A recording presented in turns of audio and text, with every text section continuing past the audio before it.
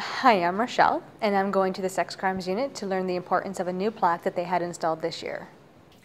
Well, Kerri is a young woman that when she was 11 years old was abducted by a serial predator who went on actually to murder someone. She was abducted at knife point and sexually assaulted, and she survived that attack. But she kept it secret for 20 years. And it was starting to really affect her life, and she decided to report to the police. She went to another police service and reported the sexual assault, and through that process she was dealing with very compassionate and caring investigators that would take the time to give her a phone call, take the time to see how she was doing throughout the process. And I first heard her speak last year in Windsor, and one of the things that struck me about her talk was that as investigators, we tend to forget that we're involved in a victim's life for maybe a short period of time, but how we deal with that victim can affect them greatly for the rest of their lives.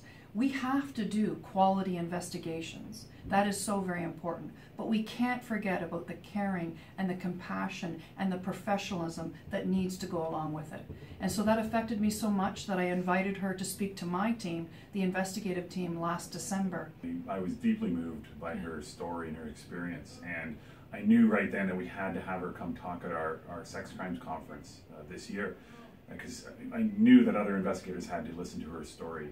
And so she came, and you know, one of the stories I really remember is that she called into that police service during the middle of her investigation, and she was asking for the investigator that was assigned to her case, and that investigator wasn't there. But the officer that answered the phone took the time to ask her how she was doing, if there was anything that he could do for her, and it made such a difference in her life and in her struggles that she was still struggling with then. It just reminded me here how important it is for us to always remember that. So at the conference, Paul and I were very surprised when Kerri, at the conclusion of her presentation, gave the Sex Crimes Unit a flag. And the flag had to do with service. And it talked about how we first start out as civilians, and then we become soldiers in the police service, and then we become veterans.